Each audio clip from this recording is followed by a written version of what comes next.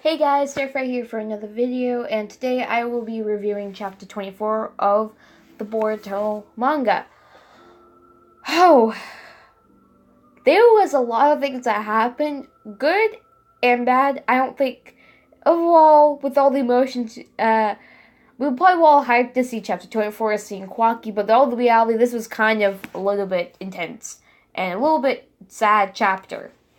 And the shift in the manga has shifted in the... Sorry guys, with my chair, it's not being nice. So, anyways, with further ado, let's continue. The feel of my shirt is wet. Okay, with my hair. Great, Starfire, great, just great. But, anyways, we first get this the chapter starts off with two car members specifically at a dinner table, and we meet Jigen and Delta. Jigen has a plate in front of him and a glass of wine, as we see what can be supposed that is it. And then with Delta without a plate, they have this conversation. Jigen is very sarcastic towards Delta, and she first starts it off with, let me go to the page. I'm going to be talking about this between the scenes between these two very deep, because this is seeing how the car is and they'll like, and we get to see more into it. Because first we've met Kachikoji and Ao, and that's really it to it, and we never got to meet anyone else until Kawaki and now Delta. Excuse me, I just yawned. So Delta goes on to say, isn't it... God. I don't want to read this. I feel like a lot of people might have taken this the wrong way when they first read it. I didn't, because I didn't get to enjoy the chapter as much. I enjoyed it, but I kept getting interrupted while reading it by people, and it wasn't as enjoyable. But I read it and I enjoyed it just as much, and it's an amazing chapter. So she says, "Isn't it tasty, Jigen?" The mirror went down my throat quite well. Okay, woman. A lot of people are theorizing that she probably ate before the scene. She doesn't, because then they go on, and then Jigen goes on something about Delta and her weight, if she's like worried about her weight, and he's a little sarcastic to her, saying even if that would happen, he would say she's beautiful. He was totally being sarcastic. And by the way, Jigen and Kachikoji just have just burned the Delta. It was hilarious. Kachikoji, a little savage. I love him. I really do like Kachikoji's character. All these card members, they're very interesting in their own way. And yeah, let me go to the next page. And then we know he's being sarcastic when she says, "Don't make such dull jokes." And everyone has noticed, probably has noticed throughout the entire chapter, chapter that Kawaki is called a vessel to the Kara. That's a little bit fucked up. I'm going to be using the F word a lot in this video because that's the only word I can think of at the moment. Because when we start talking, I'm Kawaki. So they go on talking about Kachikoji, and Delta doesn't seem to have enough faith in him, so she asks Jigen, and they go. But I want to say something about this whole situation. Before it, Delta gets mad of something that Jigen says, and she breaks the table. Breaks it.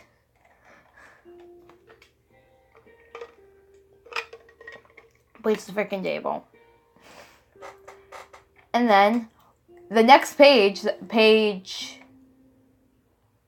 7 when we see this, but page 8 is when we see something crazy. So, then he is able to fix a table. People have said it might be wood style. It wouldn't be wood style because you would see him make hand signs. He just rolls up his fist and unrolls it and just has his hand flat out. And the table basically is recreated.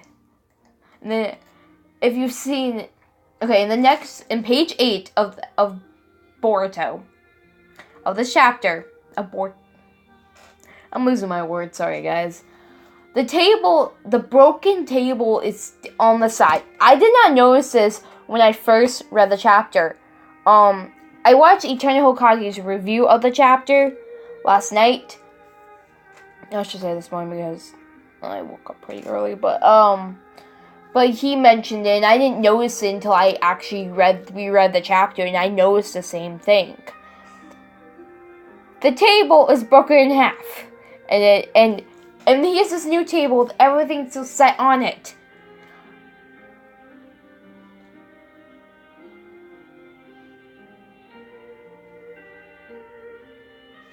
This is absolutely terrifying. Absolutely terrifying. One, because this dude has the power of recreating something, reanimating, altering time, whatever the fuck it is.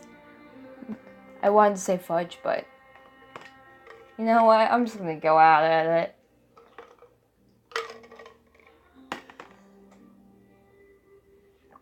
Whatever it may possibly be.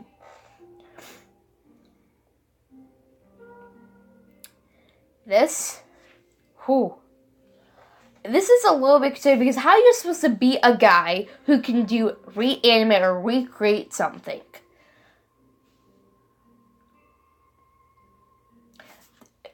Jigen is opposed to having godlike abilities. I bet all the current members have their own set of abilities that are godlike. And we will get to see it later in Boruto. Oh, this is going to be a long review. I'm sorry, guys. That. Oh, that's a candle. So I just noticed. So, this being... And then later... And so then we get to... And she leaves. And... we see Kawaki. He's still unconscious. He's... we know nothing of Kawaki. Still at the moment. Then... okay. Let me move to the next chapter. I'm going by page, basically, with this because...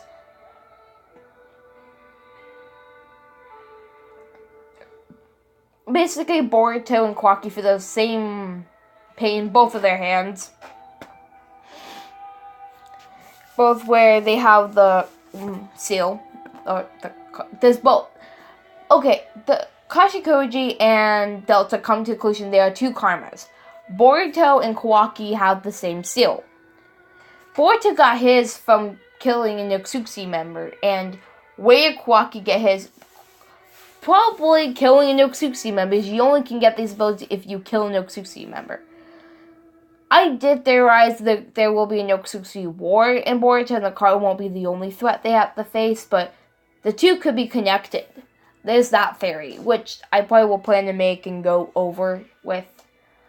I did make a theory how Boruto was going to meet Kawaki, and I haven't watched it.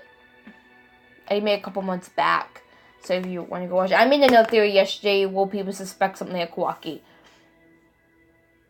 My theory is going to come into play why I said what I said later in the review, but...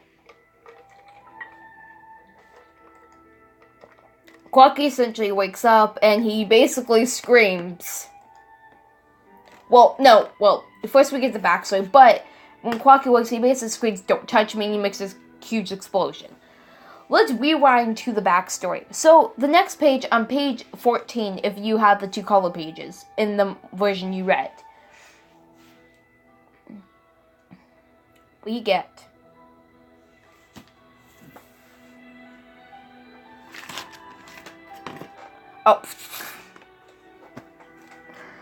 Oh, Jesus. Sorry, I just had a massive brain fart. I'm sorry.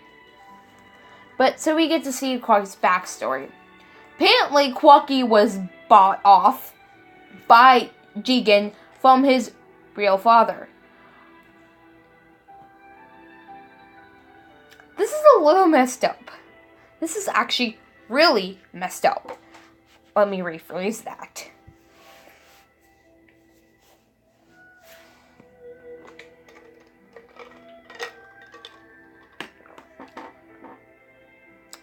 But Jigen says something really... I'm going to reread this page because this is something I'm about to dive into about Kawaki. I know I haven't talked about Kawaki all too much because I'm kind of more into the car, but I'm about to get to it. Okay. So, Jigen goes on to say, once you relinquish him, your son will never return. Understood? And then his father goes on to say he's empty. Not even a redeeming qualities. Except for becoming my punching bag. Alright, let's stop for a second. That last line. Oh, jeez. That's hard. That's hardcore. We thought that Naruto, some of the backstories were pretty sad and messed up, but basically in Naruto, a lot of backstories have to do with you being born with nothing. Sorry about that, guys. Or you losing pretty much everyone you could ever love. That's pretty much how Naruto did. They dealt with a lot with loss and death through characters. And a lot of hardship, but I don't think nothing could probably beat what's going to be told about Kawaki. And this proves that Kawaki basically, you could say he's been tortured. Basically, the best way to use, he probably was abused by his father. He says, except for becoming my punching bag. So he basically has been used his entire life. Kawaki does say in the chapter that all the to the car, he is a tool and a weapon, or he's been used his entire life. From his father to the car. So he's never been treated human. And I think there's a part of Kawaki who really wants to be treated after the human. I have a theory about, it will be a long theory and be a long process to talk about. But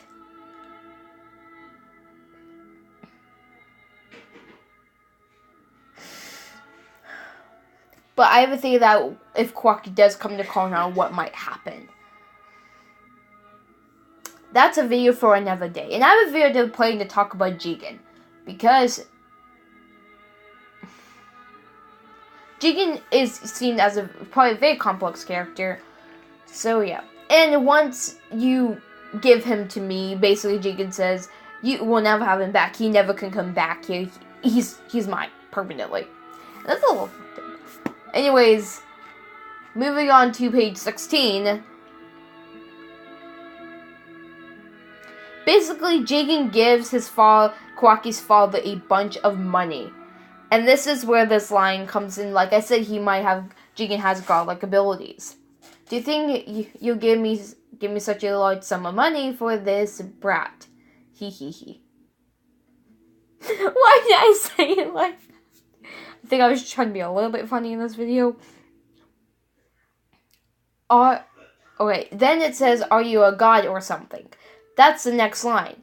This also could be at the time, this basically foreshadows that Jigen has godlike abilities. Okay, with animes and mangas like these, there is foreshadowed played through the entire series. Even though Kishimoto is not writing Boruto, he is supervising it, so he might give some opinion, some revising of the chapters. The writer of this chapter specifically has done a fantastic job, and Ikimoto's drawings are slowly getting better. It's not what Kishimoto would have drawn probably, but it's good. And I have my issues with Ikemoto, okay? Drawing a certain somebody. That's for a different time. We're not going to talk about it. Anyways, so basically it goes on to say, and this whole time Kawaki's just laying on the floor. And then Jigen goes up basically to Kawaki, and I'm going to read this page because this will probably this chapter basically has determined the downfall or the uprising of this series. It will shift it off in its rocket. And it will do fantastic. Or it could just, this chapter could really ruin this one chapter. Because this chapter has kind of been a slap in the face to the change of the whole Boruto series. Now it's got extremely dark. And I have said it is slowly getting darker. But it's a bit much. I don't care personally. But some people might think it's way too much for one chapter. But they're probably doing this for a reason. There's a reason behind everything that is being done in this chapter. Between the conversation between Delta and Jigen, between the way Kawaki acts between this. And I will explain why Kawaki acts the way he was. Because it's... So, Jigen goes on to say, I took over your custody. You've done it so well up until now. Please make yourself at ease. Because from now on... Next page. I am your father, Kawaki. I don't know if he was being sarcastic or not. With this, it's kind of hard for me personally to tell. I wouldn't think. Maybe Jigen has some side personal feelings for Kawaki. Maybe he cares about him in the level. But he can't show that to the other Kara members because he's only a tool to their disposal. Basically, what we get here. Basically, Kawaki has been tortured, being abused by his father, and Kawaki, too, Jigen, he probably endured it well without even breaking a crack. He stayed strong through it. Basically, what you get, and it's probably to Jigen, an admirable quality that Kawaki might have that he can use later on. Then we get back to the present moment. Is it just me? They have the same tattoo on their... Because all the Karmas have a tattoo somewhere on their face, I think. Pretty much. But Kawaki has one under his eye, near his, I guess, cheekbone. And Jigen has the same one. The same thing, too. And minus the rhombus on his chin. As a child, Kawaki did not have this, if you notice. So he must have gotten it when he probably joined the Kara or something. I have theorized that Kawaki was working with the Kara, so I was pretty much right. But I didn't say it was... that Kawaki was actually... Who knows, it was probably by force. But anyways... And Kawaki automatically screams, "Don't touch me." And also I've noticed that, has anyone else noticed Kawaki's eyebrow piercings? I just want to point that out. Honestly, I found that pretty cool.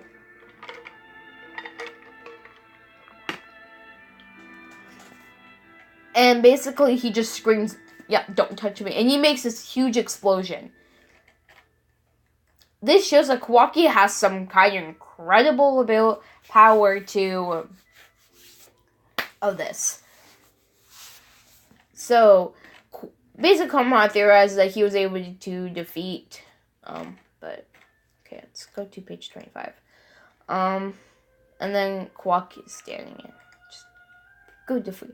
Okay, Kawaki is shown to be a little bit rude to everyone, really, but the thing is, if you look at Kawaki's backstory, he is a damaged person. He is mentally, I'm going to say it, fucked up. There's no other word for it. He is mentally damaged, destroyed, whatever you want to say. He is a broken, damaged kid. And damaged people are said to be dangerous.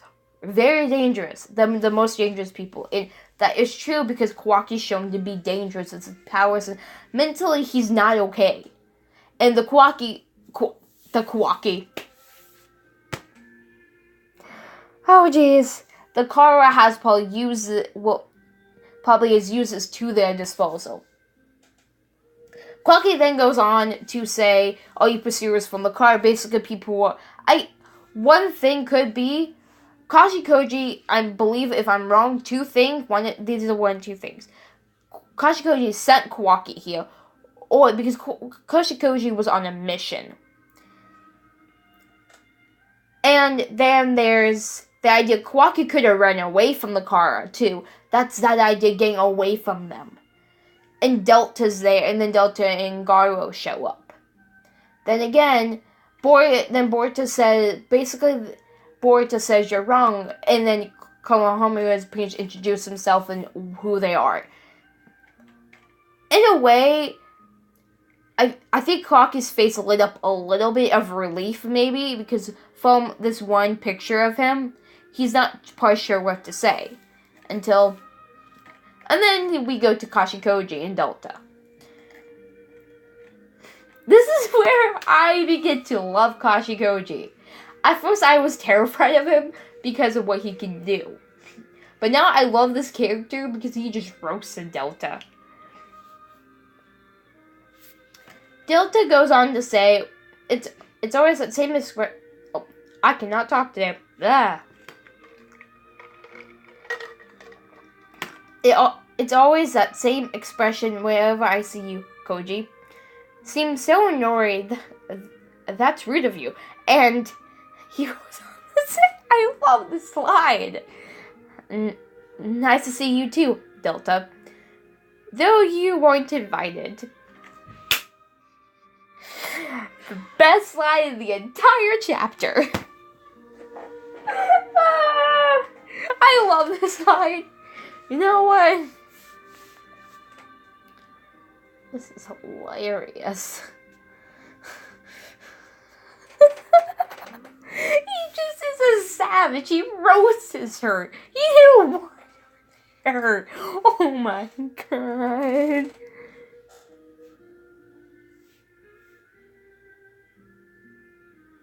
That's hilarious. And then they go on talking about Kawaki.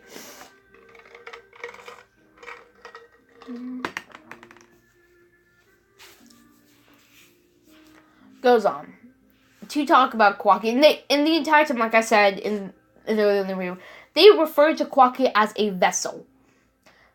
Like I said, that's pretty fucked up. And they go on talking about basically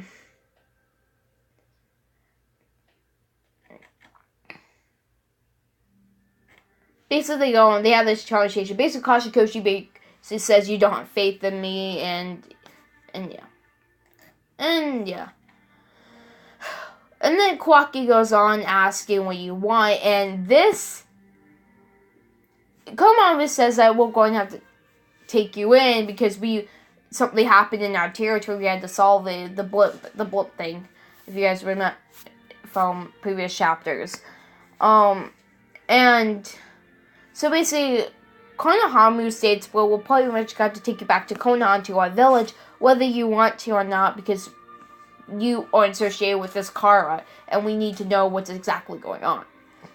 So, yeah. And then Kawaki says this. This kid is so messed up, it's really sad. And it's not funny.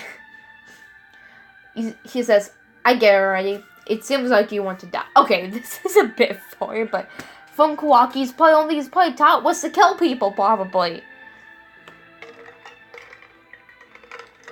Probably what he was taught from a young age.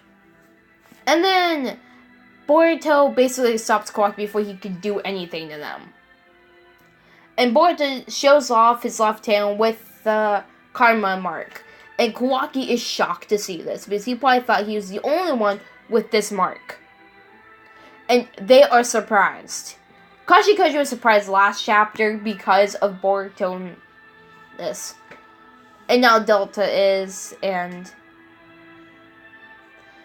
Boruto asks basically what it is seeing if Kawaki knows, and then Kashikoji thinks two commas. Well, basically it's two.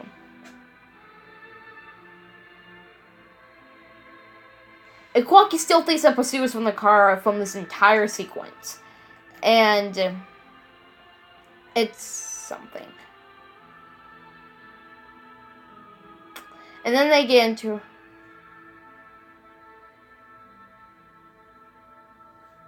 Yeah, anyways, I was just looking at the chat. Basically, we get the appearance of Garo. This is where things get a bit more interesting. Okay. Basically, he calls him a vessel, and Kawaki... It's been told that Kawaki basically destroyed this dude's jaw. Destroyed this dude's jaw. Dude. This Garo's jaw. He doesn't have one.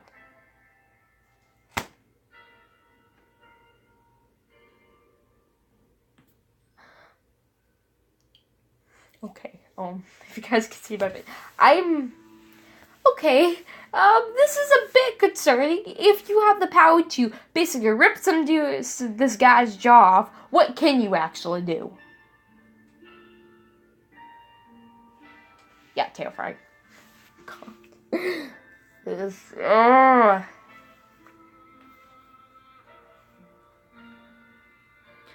So many theories to what and how. Anyways. And basically, Garo says that I was a disgrace to the outsiders, basically, in that says it. And anyways, go to the next page. This is what I brought up before. I'm going to read Kawaki's lines. This is the whole jaw thing comes into play. Okay, I'm going to read exactly. Okay, assholes, you like to... Oh, wow. Sorry, guys. I got twisted on my own words. Assholes like you should keep treating me as an object. You pig. This time, I won't ask forgiveness for blowing away your jaw.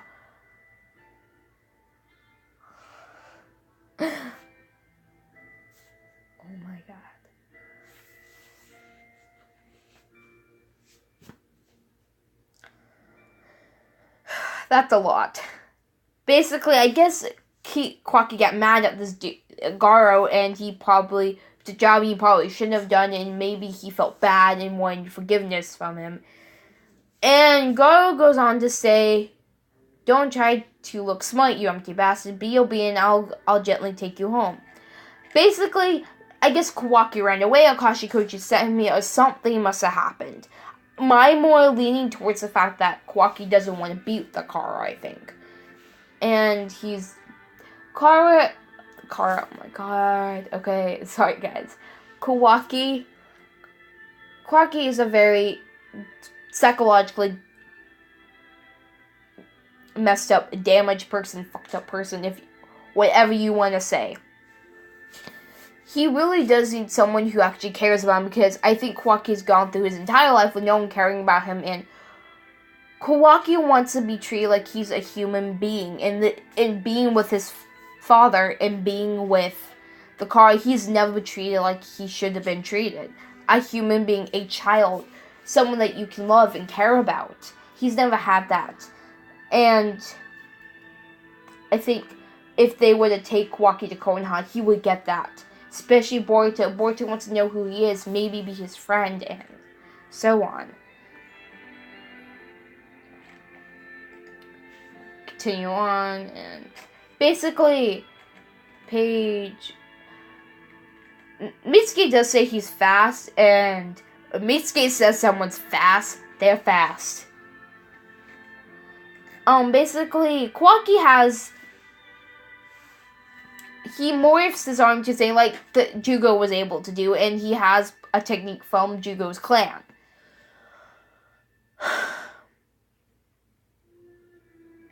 And then Kawaki's last line was, "Don't make me laugh, my handicap is perfect for fighting an asshole like you." So basically, Kawaki can do this. He has a set of abilities. And we are left with Boruto with a face of who knows what this kid's thinking.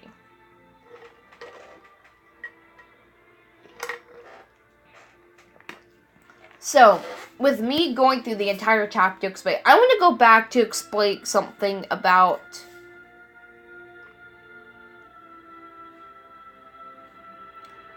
the car. I find it.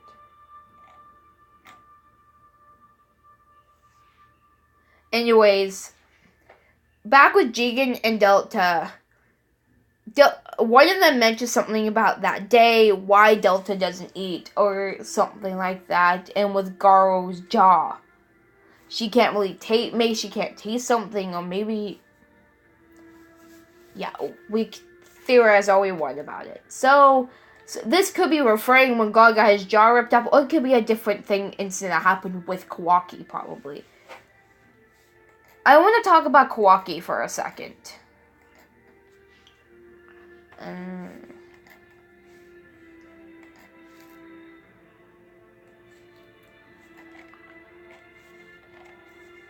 About him for a second, because this is going to be important. Kawaki, he's psychologically not, he's very mentally unstable, and Kawaki seems to be very protective of himself, and very easily you can take off.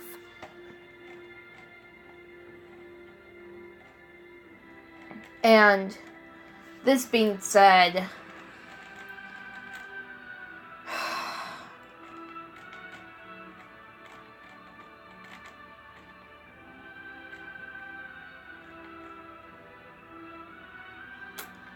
I'm thinking for a second, guys.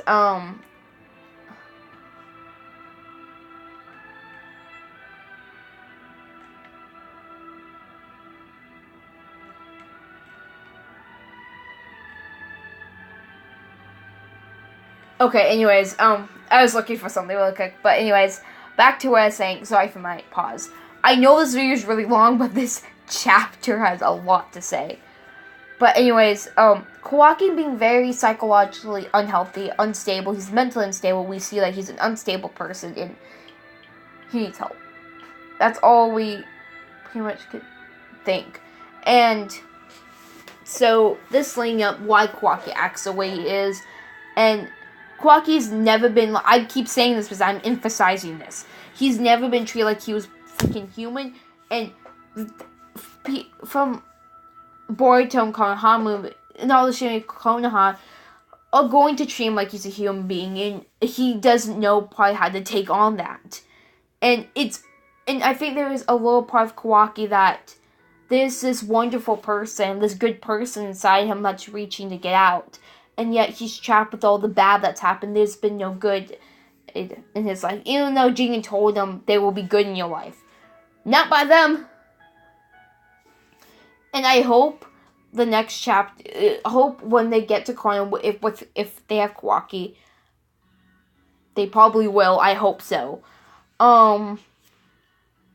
That Kawaki can see there's good in the world, that he will be treated like human if he meets Naruto, and people that will actually care about him. That's what Kawaki really needs. He needs someone to love him, to care about him, and so on and so forth. Things like that. I want to sidetrack for a second for this. Before I end the video, because I'm about to end it, I want to talk about Boruto and Kawaki, which I have to go back to chapter 10, of Boruto.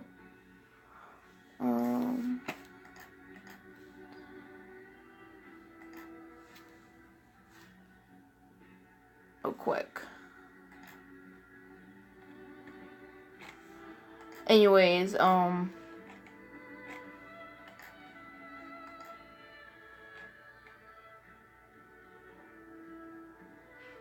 give me a sec. Sorry, guys. I am. Sorry. By the way, I'm going back to page 16 of chapter 10 of Boruto. Do you guys remember when Momoshiki said that those blue eyes of yours will one day take everything away from you? In chapter 24, we take everything. I thought it would take something away, like something, you're going to lose something precious. Basically,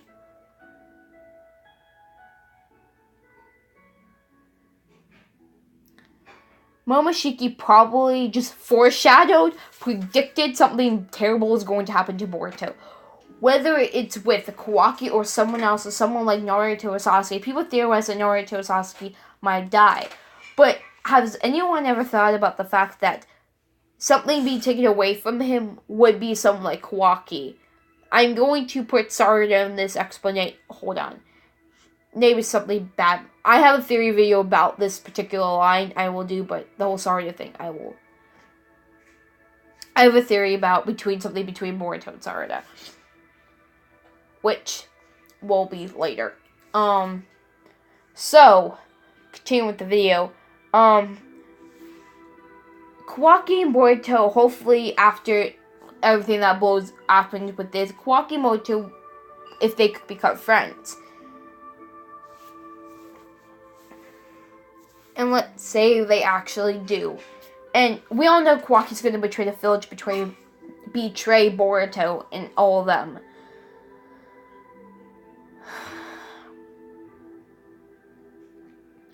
Could this be what Momoshiki was saying, that maybe someone will cause the fate of almost everything to Boruto? And could this be related to the Kara, or could this be related to the Otsutsuki's on their own? But Momoshiki says, those blue eyes of yours, he could be meaning the Jogan. He's probably referring to the Jogan which Boruto has, and probably that seal he has too. Anyways, just saying this, it makes you think that now everything is starting to piece together slowly. And slowly it will, and then something will happen. Anyways. With this chapter, guys, the tone has dramatically changed. It has shifted upon shift. It's really, really shifted. And it's really dark now. And it's dark. Anyways, guys, that's really it for my review. And I really hope you guys enjoyed this video. Hit the like, hit that like button, and also if you enjoy my content, you want to see more of me, hit that subscribe button. And yeah, I'm going to give this episode, I want to say 10 out of 10. But with this episode being as it is, I want to give it a 9, maybe. The reason being is there's things about it that are going to determine the fate of this series.